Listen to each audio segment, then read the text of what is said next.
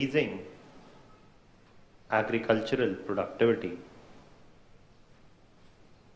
which was aimed at increasing agricultural productivity.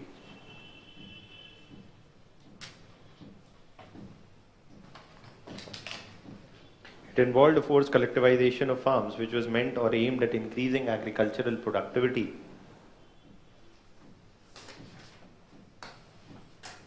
However,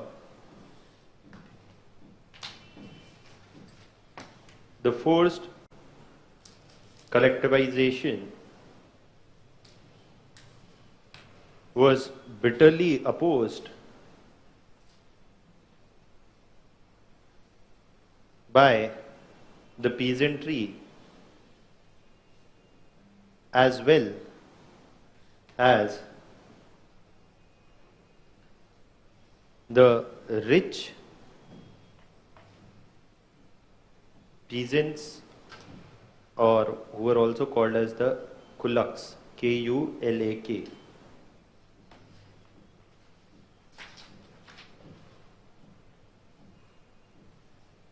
However, the forced collectivization was bitterly opposed by the peasantry as well as the rich kulaks,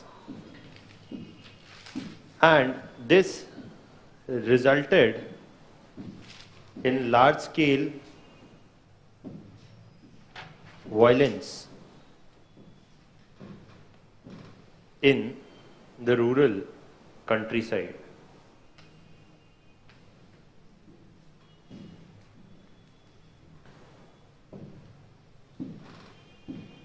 This resulted in large-scale violence in the rural countryside.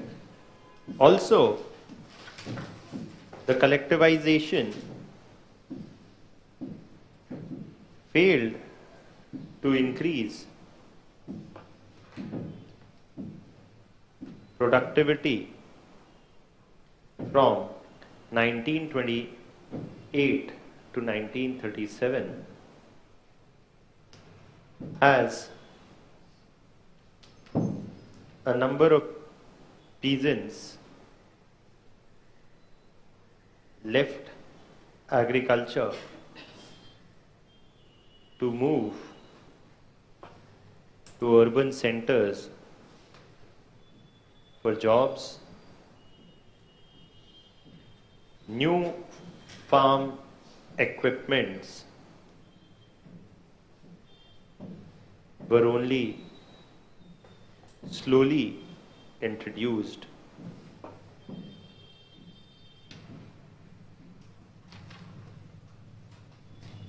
Etc. Thus,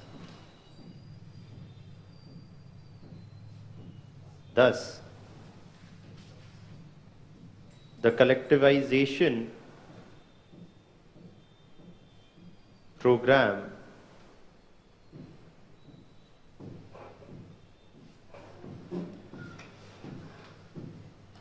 could not bring about any positive turnaround of agriculture till 1937.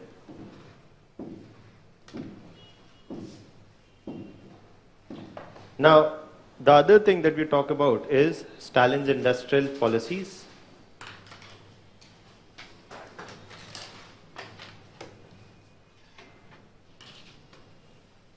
Stalin's industrial policies. And talking about Stalin's industrial policies, we see Stalin moved the Soviet Union towards a state-led model of industrialization with the introduction of 5-year plans, or Gosplan, from 1928 to 1941.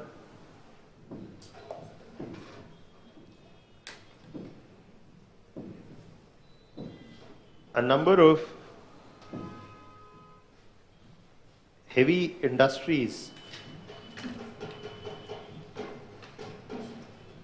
were set up during this period.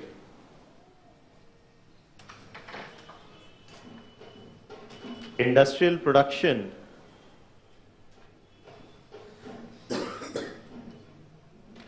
increased significantly,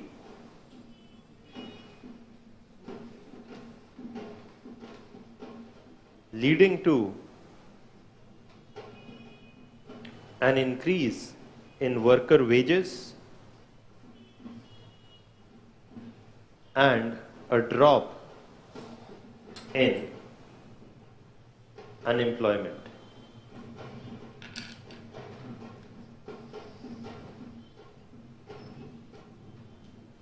Moreover, as the Soviet Union moved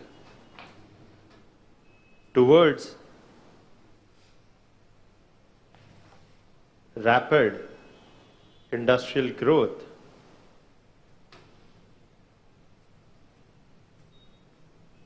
the Western world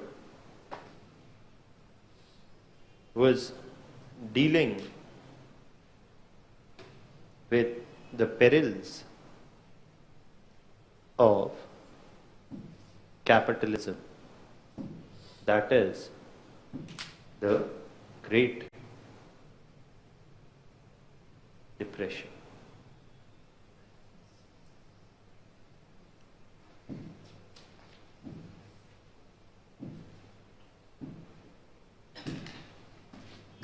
Thirdly, Stalin's political policies.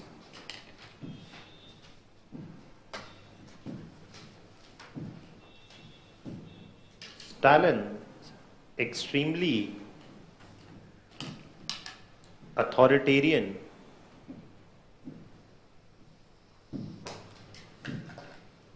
regime tolerated little or no political dissent, as a other political parties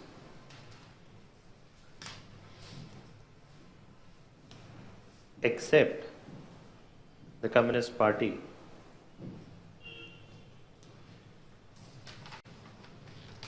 was made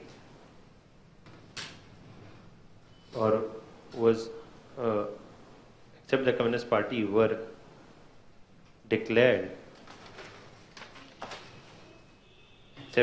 Party were declared illegal.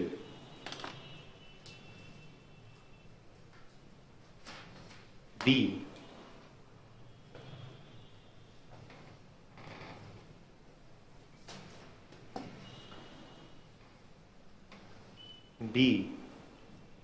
What you also see is Stalin resorted to the great purges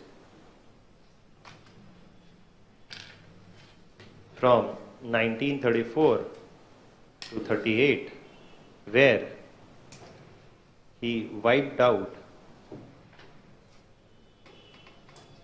his political opponents both within and outside the Communist Party. Anyone even mildly critical of Stalin or the Communist Party was forced into labor camps or jail or assassinated. So that was the authoritarian nature of his political policies. finally, what you see is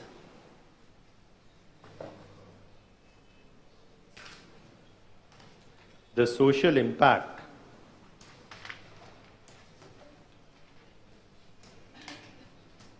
of these policies. In terms of the social impact of these policies, what you see is the 1928 to 1941 period saw a number of social changes,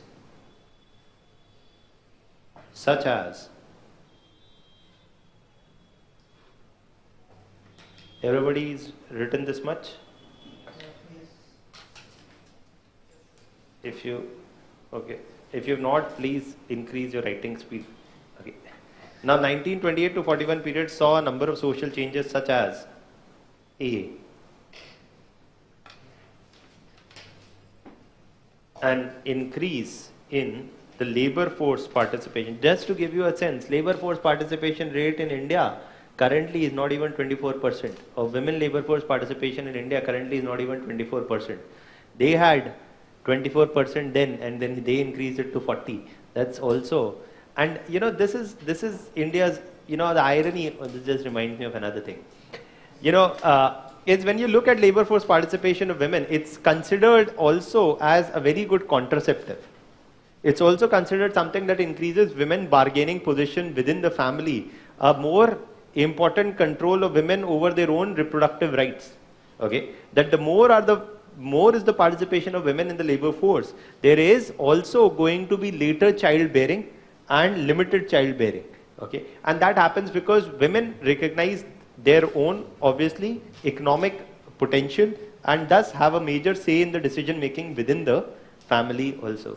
It also reminds me of the fact that India was one of the first countries, it was the first country in the world to introduce what? The family planning program. And yet, we have miserably failed in that. And yet, you have another major individual who leaves her mark wherever she goes.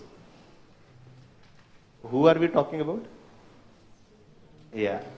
So, as long as she finally made her first ministerial move in higher education, from the Ministry of Education to now the Ministry of Broadcasting, right? The 6 to 10 a.m., the 6 a.m. to 10 p.m. ban, because probably condoms are not sanskari.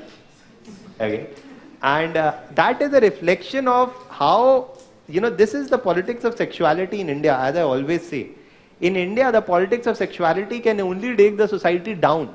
It can never be a mature conversation. Sex education is something that has been roundly debated about in government education policies time and again, and has been rebuffed primarily because it would offend the sensitivities of the people.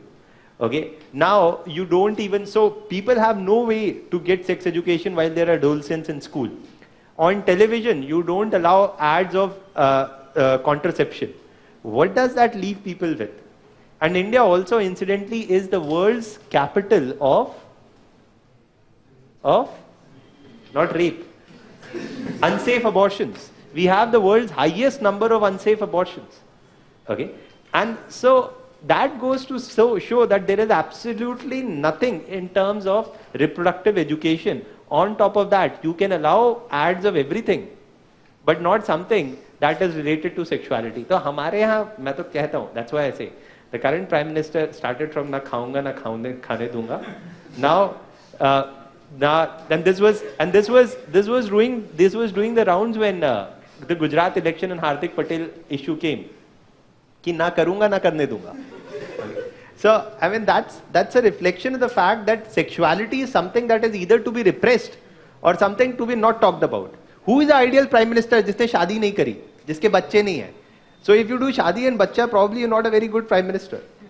How does that anyway translate into a reality? So, that's a very major problem, and that is why one of the positives of the social, that is why one of the positives of the Russian Revolution was considered that even till 1990, in terms of gender equality, apart from obviously very other negatives also, but at least in terms of gender equality and some other spheres, the Soviet Union was far ahead of the West. Okay, that's actually that much was there. So 1928 to 41 saw a number of social changes such as increase in labor force participation of women from 24% in 1928 to 39% in 1940.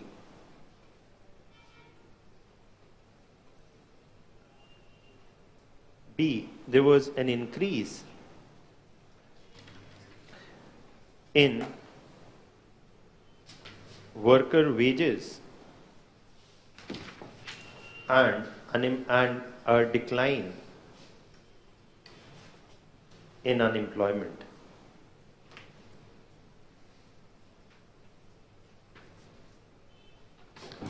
Also, the universalization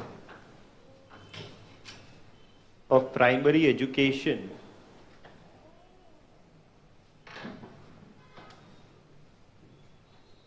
was started from 1929 onwards for those above 8 years of age. So, the social impact of this period was relatively positive that we see. So these are all Stalin's policy, and in conclusion, we can say that Stalin's rule from 1928 till 1953 was responsible for rapid industrialization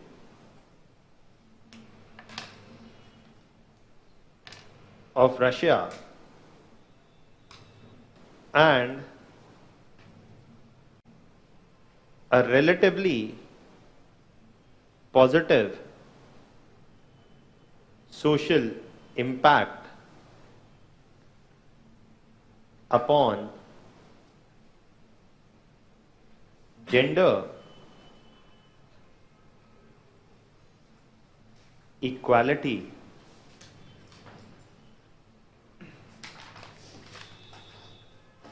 was also witnessed. However, even though Stalin consolidated the hold of Communist Party over Russia, his extremely authoritarian rule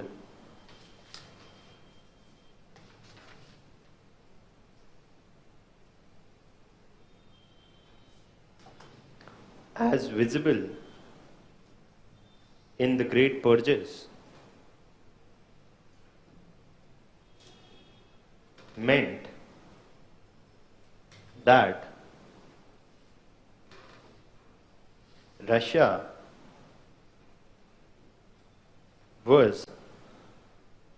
under Stalin was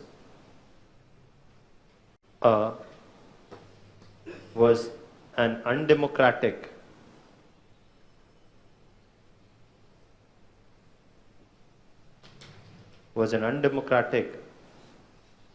country with little respect for individual freedom.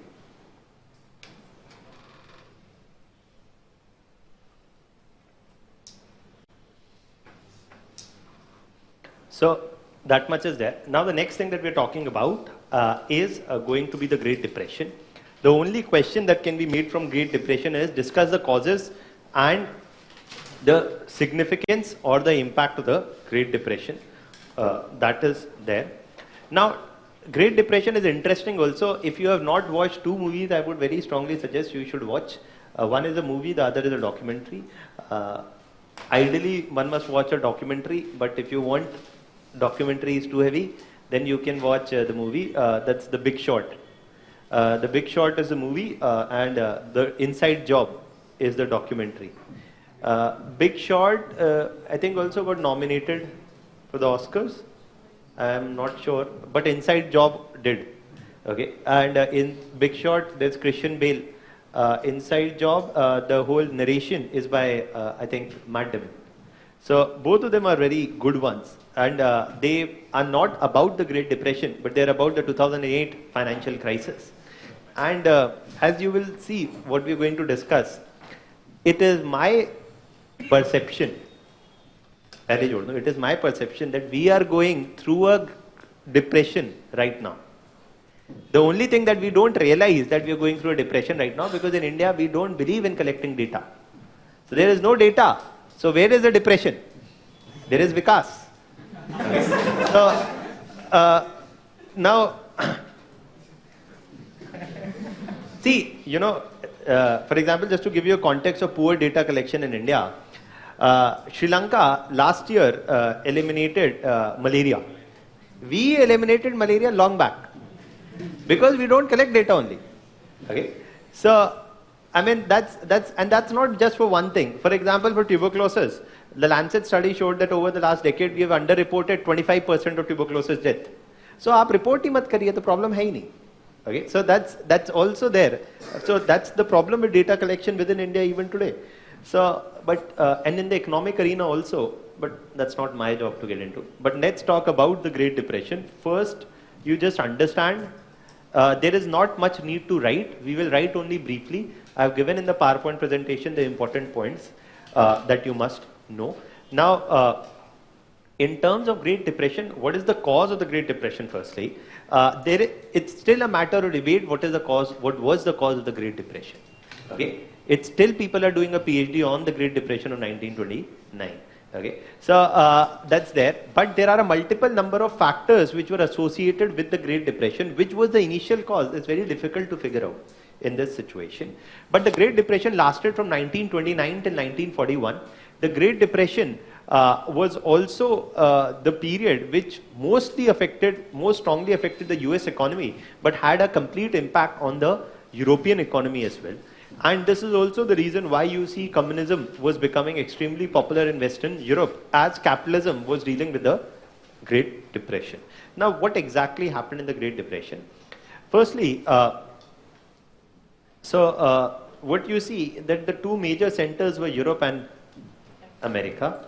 Now, what is happening here is, and please just understand this as one good story, where it's beginning is very difficult to say. But what happened, that's what I'm telling you. So, what is happening is that in World War I, during World War I, the European economy is completely disrupted. The European industries are completely disrupted. And because European industries are completely disrupted in World War I, European industries can't produce to meet their own demand. And so, who was meeting the demand was the American industries. And American industries were meeting the demands who found a huge market for their goods in Europe, because there was no competition from European goods at this time. Also, the Europeans did not even have money to buy the American goods. So America also gave them loans. So America also gave them loans to buy these goods. Okay, so it was giving loans also, and with these loans they were buying the American goods. So in a way, this was positive for the American economy. However, what you start seeing is that, and one of the things also to know in America at this point of time, that in America there were a number of these industries which were producing goods and they were selling it in Europe. All these industries were making profits because the European market was big. There was no competition from European industries and they kept making profits. Now, because there was a huge demand, all these industries were looking to multiply or increase their production, right? All industries were looking to increase their production because there was a mass market. And if they needed to increase their production, what did they need? Loans. They needed somebody to provide them loans. And the loans were being provided to them by the American banks. The American banks were providing them the loans. However, one of the things to know about American banks at this point of time, they were not very big banks. Okay, so the banks were relatively not of a very huge capital size. Okay, so the size of these banks was relatively small. And what happens at this time is that they have been giving these loans to these industries because these industries are making profits and they expect to make more profits in the future. And you'll find this very relatable.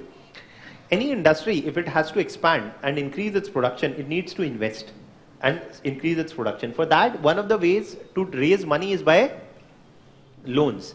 The other way to raise money is by equity or from the share market, right? So the other place, on the one side, they were raising loans from the banks. On the other side, they were tapping into the shareholders, or they were giving out these shares, and they wanted people to buy their shares, and with this they will also get money. Now the problem is that the fact was that at this point of time in US, the individual investors were merely 10% of the total share market. Okay, meaning most of the investors were institutional investors. आपने economy में पढ़ा होगा, foreign institutional investor होता है जैसे FII, right? So most of them were not individual investors but were institutional investors. Now what did the institutional investors do? They saw that these industries are like blue chip companies. They keep making profits. They are making more profits and profits and profits after years. So they expected them to make even more profits in the future. So they did something amazing. They had this amazing idea that let's take loans from the banks. Or these are the institutional investors. Let's take loans from the banks. And with these loans, we will buy their shares. And when they will make profits, we will also get profits. So this is where the situation is getting messier. So the banks are lending loans to the industries also, the banks are lending loans to the institutional investors also. The investors are also investing in the shares of these companies, hoping them to make more and more profits.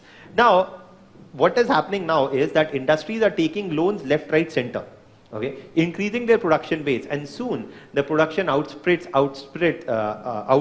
the demand in Europe. And the production started increasing also this production on the one side increased in America. On the other side, industry started reviving in Europe also. So you would see production started increasing, whereas the demand was not keeping pace. The other market for US to cater to was the American market itself. But in America, there was again something, and that was a high income inequality. 1% of the American population owned 58% of America's wealth.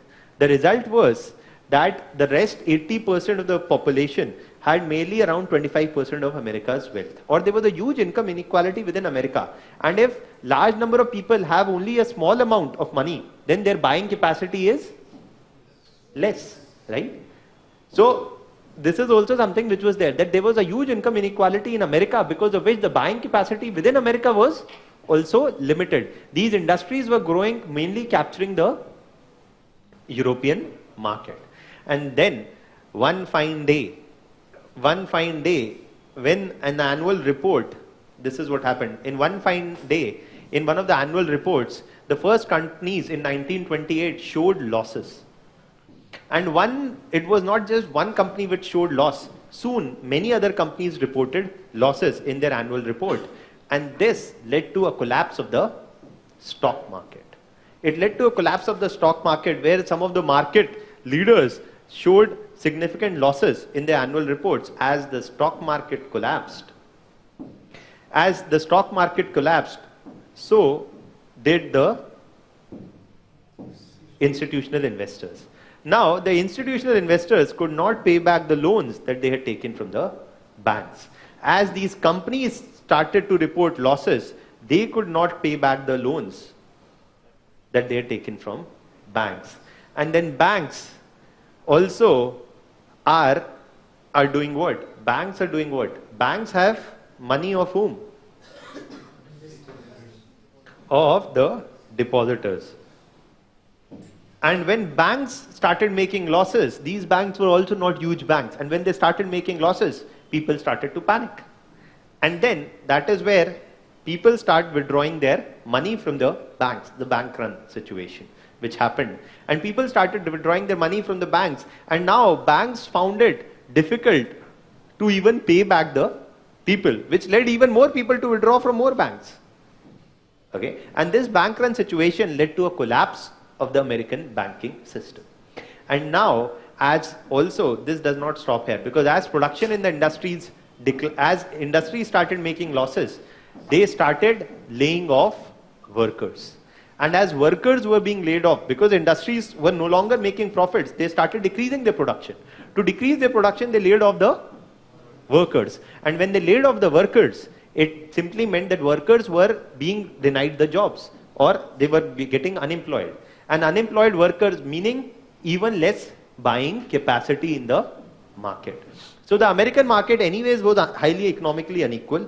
On top of that, the workers were losing out on their jobs, which meant that the buying capacity in America declined even further. And if the buying capacity is declining even further, the market for goods is declining even further.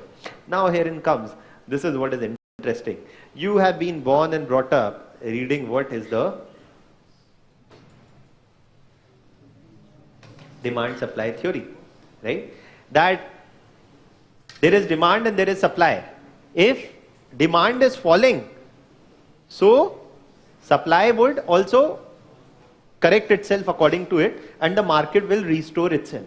That was the whole idea. And if that was to happen, that was okay. But that did not happen. Because as demand contracted, this demand contracted, it led to unemployment. And with unemployment, what happened? The demand contracted even further, and as demand contracted, the supply contracted, and supply contracted meant what? That more workers were laid off. This led to even bigger suppression of demand, leading to even a bigger suppression of supply, leading to even a bigger suppression of demand. So it's a chain reaction or a kind of a vicious cycle that actually worsened further and further. And from the beginning of 1928, unemployment started rising and soon increased from 12% to 25%. And by 1934, 40% unemployment was there in United States. And US was dealing with a severe economic crisis. Where it started was difficult to say, but it did impact everybody in United States. And you see that this whole logic of capitalism, that minimal state intervention was not working. Rather, it deepened the crisis even further and further. Demand and supply did not correct themselves. Rather, it was a profound mismatch that kept on worsening. And that is what is the Great Depression. Why it's called the Great Depression? Because it did not last a year or 2 years or 3 years. It lasted almost a generation of American people. From 1928, it went on to 1946. Almost 25 years, you see the Great Depression continued. And unemployment was high, wages were low, demand and prices were also high across United States. And also it had a repercussion in Europe. How? How did it have a repercussion in Europe? Is because as US industries collapsed, the banks also collapsed. And now these banks demanded that pay back our loans that you have taken from us. Europe had no money to pay back these loans. So Europe had no money to pay back these loans, and this resulted in a collapse of the European stock market also. And the collapse of the European stock market led to a ruin of the European industries, which had just started to recover from 1925-26 onwards. So European banks collapsed because they could not pay back the American banks, and as European banks collapsed, European industries also collapsed. So that's what is the Great Depression. Now, just apply this around yourself and see. 2000 you currently have a number of banks which are dealing with NPAs, and these are all NPAs that had been evergreened for a long period of time. After 2008, it's only when Raghuram Rajan cracked the whip, you see that these NPAs started coming out in the open. Montek Singh Ahluwalia kept sitting over them for a long period of time, and this was being said even then, but nobody listened. But now everybody is listening. So that's there. Now, on the one side, the banks have a huge NPAs to deal with. On the other side, you have a number of big companies who are the top 10 defaulters in India with more than 1 lakh crore debt. L&T, Larsen & Toubro, Adani, Ambani, all of them have more than 1 lakh crores of debts which they are defaulting. The day any of these companies default or declare themselves as bankrupt, if at all that was to happen in a parallel universe, it will never happen. So, if at all they were to declare themselves as bankrupt, what will happen? The stock markets will collapse. If the stock markets collapse, the banks will collapse.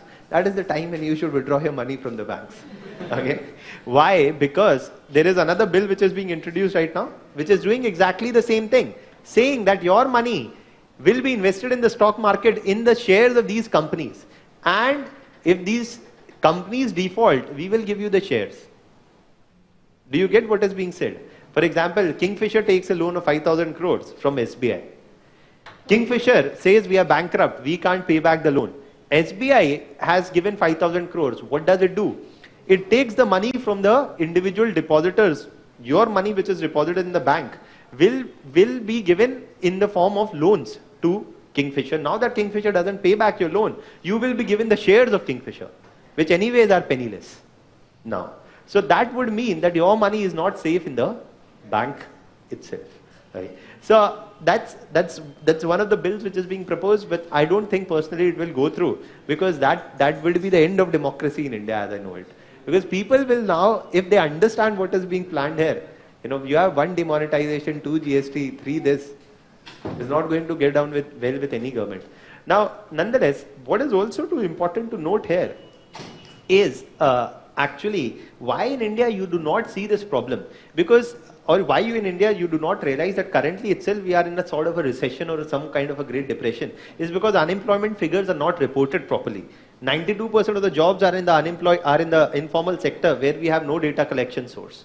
Right? So whatever labor trends we get is from the organized sector, which is mainly 8% of the employment. And just tell me one thing. When you look at the stock market keeps on increasing in India. It's reached 33,000, 31, 32,000, whatever. Your GDP growth is not increasing in any significant manner. The index of industrial production is not increasing in any significant manner. But somehow the stock markets are increasing. Okay? And why is it this happening? Is that it's partly a bubble which is waiting to burst.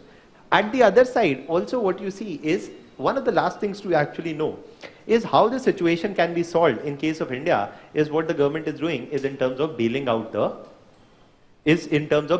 banks. And because the banks have NPAs and the non-performing assets, because the companies are likely to say that we can't repay the loans, how does the banking system is prevented from a collapse? By bailing out the banks. Using what? Using the taxpayers' money. So banks make reckless loans to corporates default. Then you say that banks must be saved, because if banks also default, then the whole system will collapse. And thus, to save the banks, you bail out them. Now, one of the logics of capitalism is what? That the fittest will survive in the market, and which is not fit will perish, right? So if tomorrow one company is making losses, so say SpiceJet is making losses, and if SpiceJet is not good enough, it will be wiped out of the market, it will close. And if that is the same logic, it must be applied to banks as well. Those banks which are making losses, why should the government bail them out? The banks gave these loans, making their own judgment. And देखिए, आप bank के पास loan लेने जाएंगे, तो आपसे bank will ask for each and every document, okay, and that is meant to assess your credit worthiness. But that was not done from 2008 onwards. That is why Kingfisher got a loan without any collateral, only by the name of brand Kingfisher. They got 5,000 crores of loans. So just because I say Ambani is a brand, you give me this loan. So a number of unsecured loans were extended, which has resulted in the mess in the banking sector. And now you bail them out with the taxpayers' money. If you don't bail them out, the system collapses. If you bail them out, you are what is called as socializing losses and privatizing profits. Okay. If you don't bail them out, that's also a mess. If you bail them out, that's also a mess. This is a mess that US faced in 2008 when Morgan Stanley, some of the biggest investment banks, etc., defaulted, and the government was forced to bail them out. And this led to a huge furor that why should these banks be bailed out? The argument given was that these banks are too big to fail. If they fail, the economy collapses. So we have to bail them out. So this is the whole politics behind it. And that is why the Great Depression is considered as relevant as ever. One of Raghuram Rajan's first paper in 1993 was also on the Great Depression. So it's something that every economist worth his salt studies and finds something to learn from. आप भी कुछ सीख लीजिए. Stock market में पैसा मत लगाइएगा अगले 2-3 साल. Okay, so that's that.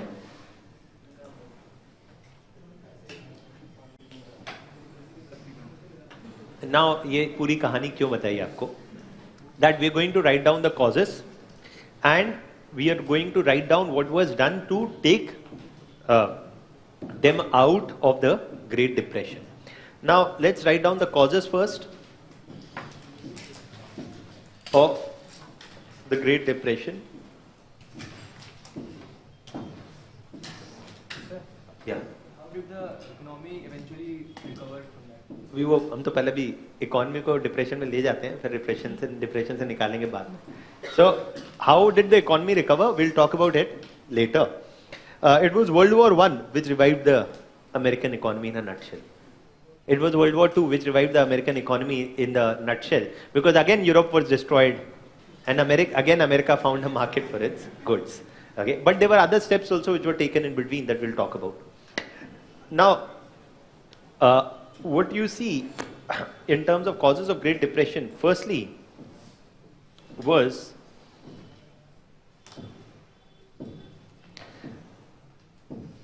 a collapse of the US stock market that was witnessed in 1929 as a number of listed companies reported losses in 1929. The other cause, so the collapse of the US stock market was one of the causes. The other major cause was a reckless expansion by US industries securing cheap loans. 2008 depression in US happened kaise? They gave loans to anybody and everybody without even seeing their face to buy houses. That led to a boom in the real estate market in US. Individuals brought houses and got loans just by calling to the banks and said that we want to buy a house and please give us a loan. The banks extended the loans just like that, even without looking at the face of people. At times, one person took 6 loans from 6 different banks and bought 6 houses to sell them later and make even more money. Okay? And this is what happened. And when the bank started to collapse, everything started to collapse. Okay? Which is not the case in India. इसीलिए that's what is different. आपकी दिक्कत ये है कि ना तो आपने loan लिया, फिर भी पैसा आप ही का जाएगा. Okay? At least in US, the subprime crisis was triggered because of reckless lending to individual household buyers. Here, it is the big corporates who are defaulting on their loans, and that is leading to the collapse. Okay? That's there. So the reckless expansion by US industries securing cheap loans from US banks soon resulted in a situation where production outstripped demand in US and Europe,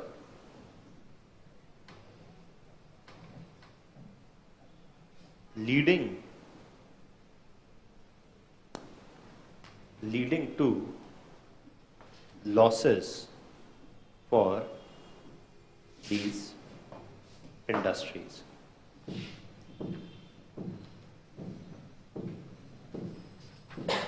The third reason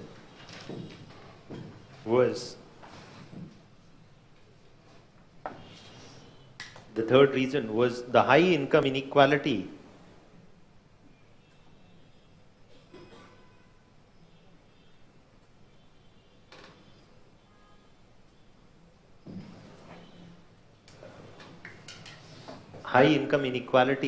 in US, where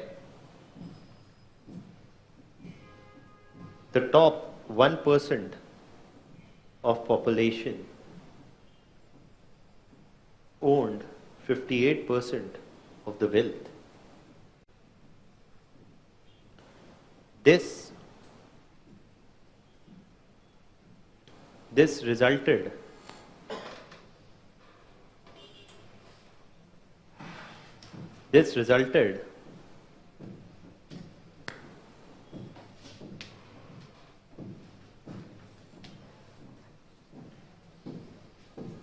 owned 58% of the wealth. This resulted in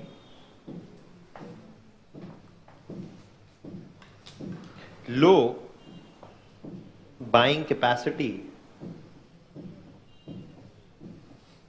amongst the working class in United States. The fourth reason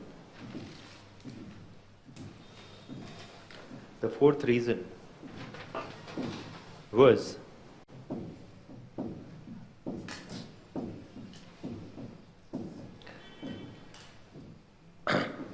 the small banks started to collapse as the companies and investors whom they had extended unsecured loans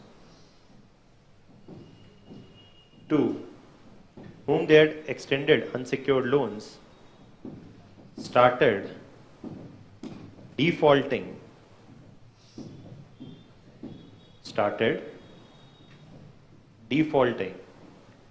This led to a major public crisis and bank run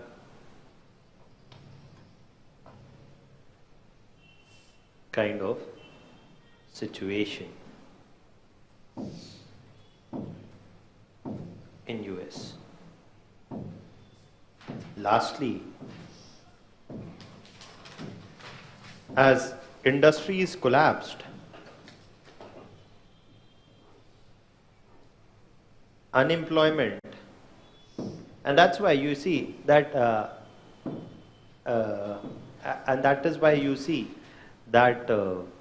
Kingfisher is only a very small fish. 5,000 crores is nothing in the larger economic scheme. When you have Ambani Ambani is the biggest with more than 1,50,000 crores of bad loans. Adani is more than 1 lakh crores. L&T has 96,000 crores. These are huge sums of money. And there's absolutely nothing, and obviously what you read in newspapers about them. Okay. One of the things you must know that Ambanis have a stake in almost all newspapers that you read, almost all news channels that you have ever thought of, also in almost all publishing houses that you will read. So one of the biggest books written, one of the best books written on Ambani was on Dhirubhai Ambani was The Polyester Prince. This book was written in 1980s, and the very next day, Ambani's bought the publishing house and took the book out of the market. Okay, so that is the reach, and that is also something why you don't know about the whole bad loan issue to the extent that must be a public issue. But Vikas and Gujarat elections and Anushka Sharma and Virat Kohli's marriage is a bigger issue. So as industries collapsed, unemployment,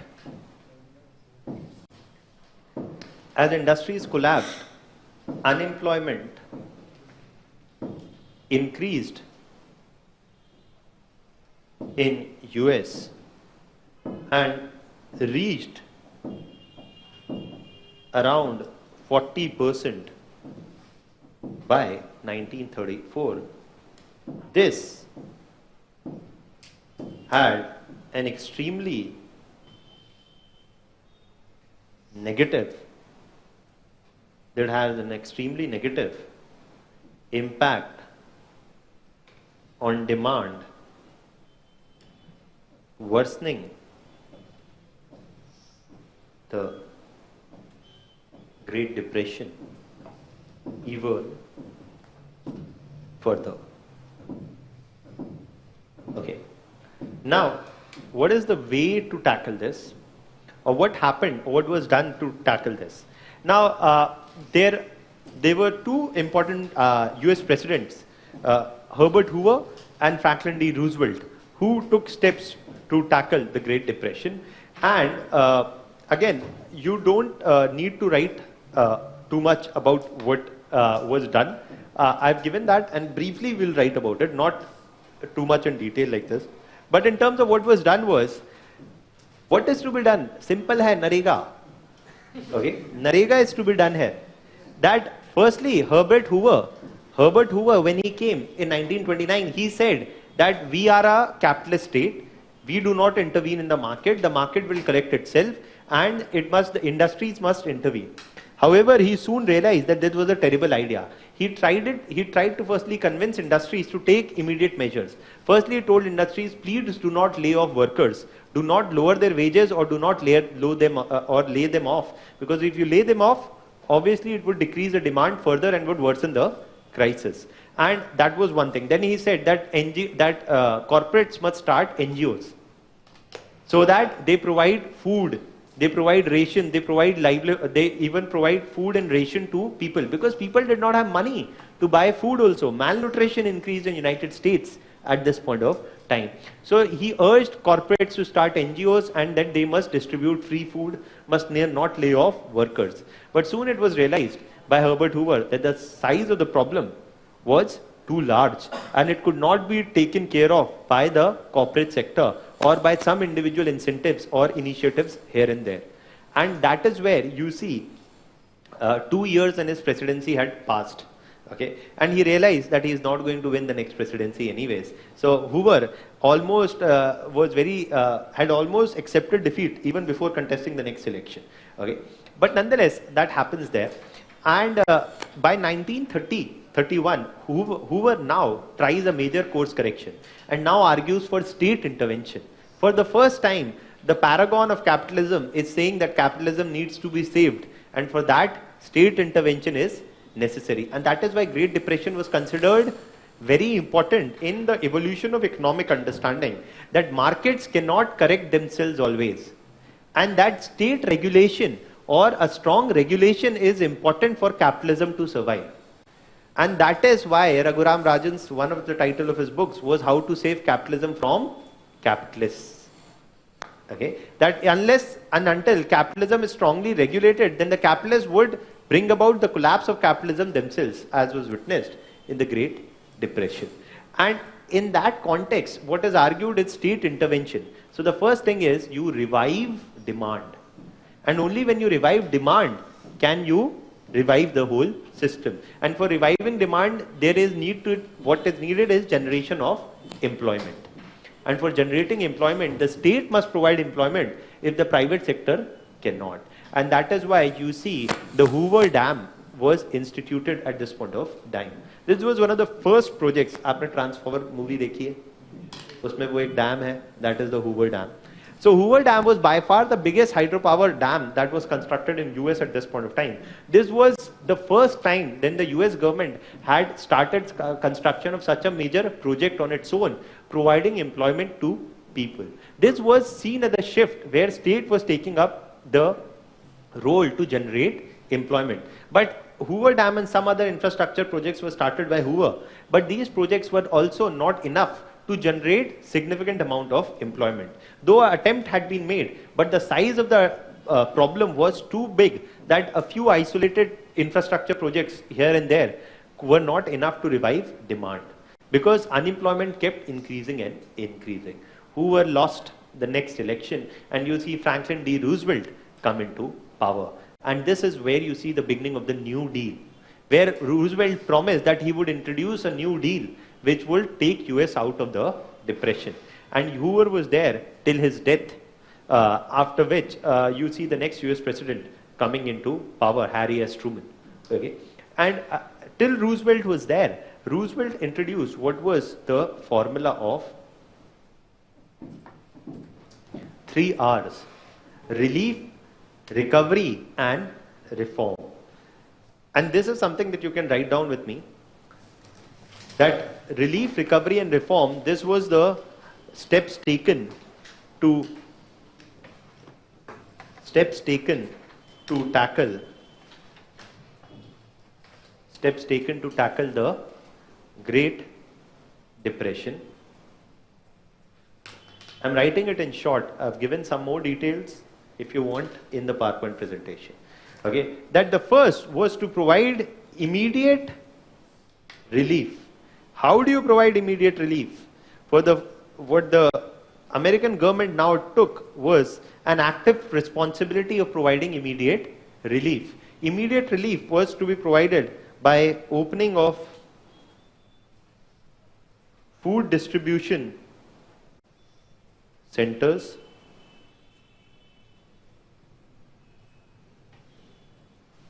by distributing unemployment allowances, by state-led opening of old age homes,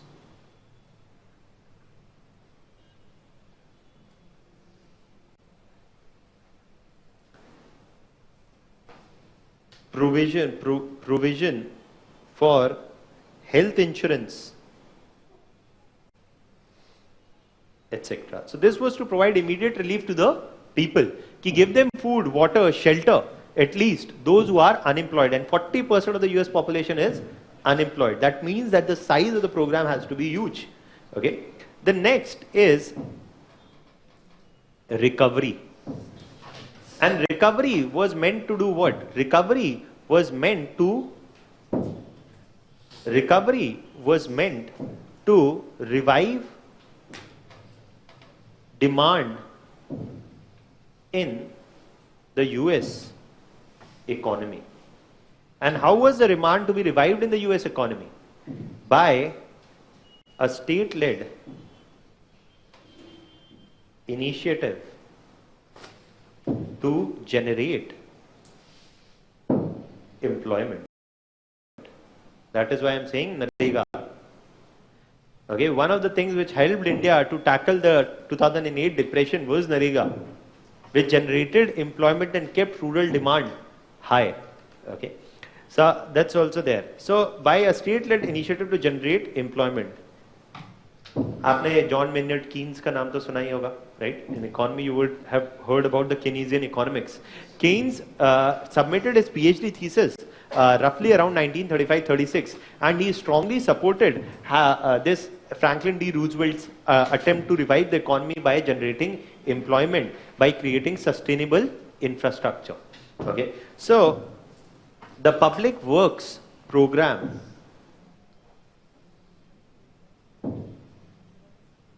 was started, under which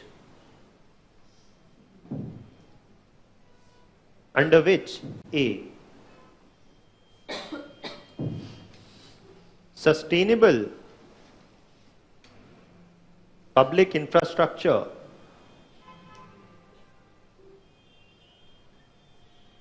dams, highways, irrigation,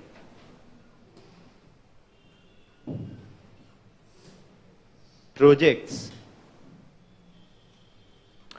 To give you a sense, also let me tell you, when the current Prime Minister came to power in 2014, in the opening budget he said that I will keep Narega alive as a symbol of the failure of the economic policies of the Congress.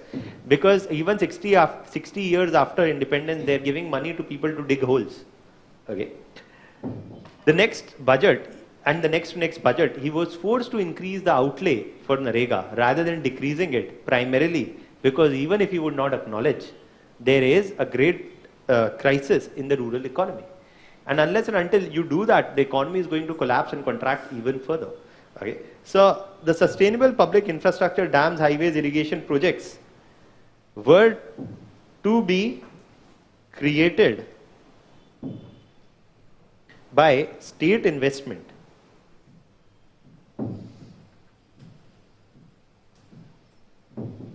This B point, this would generate employment and revive demand. For starting the public works program, an authority was set up, and this was the Tennessee Valley Authority. Just the name you must know, TVA, the Tennessee Valley Authority. And this is being done from 1934 onwards. The public works program. Now this was to revive the economy or recovery, recovery, and finally was to be reform. Reform what? Reform was to be introduced so as to prevent the outbreak of another Great Depression. The reform was to reform financial institutions,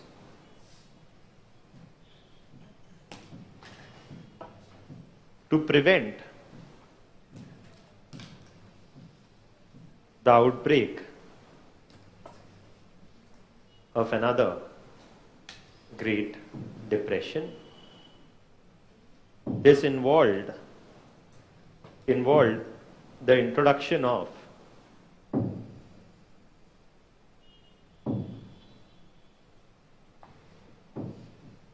the FDIC Act. What did this act say? This act said that every individual depositor up to $2,000 who are putting their money in bank, their money is secured by the US government. Even if the banks collapse, any individual depositor, जैसे इस act में कहा जा रहा है कि 1 लाख रुपए तक आपका पैसा सुरक्षित है, अगर उसके ऊपर गया तो फिर आप जो है देख लीजिए. So involved the introduction of the FDIC Act, which was to secure individual deposits up till $2,000. Also, consolidation of the banking system was proposed. Also, consolidation of the banking system was proposed. Okay. So all of these, so that small banks ki jagah we should have big banks, because big banks can shoulder the losses better than small banks. Okay, that's what was the idea. All these were introduced. There are a few more points that we have to write. We'll do it in the next class so that you don't die here only. So, right, and in the next class we'll talk about the period leading to World War II. We'll also talk about Japan. Okay, and military fascism in Japan, and the events and the causes of World War II.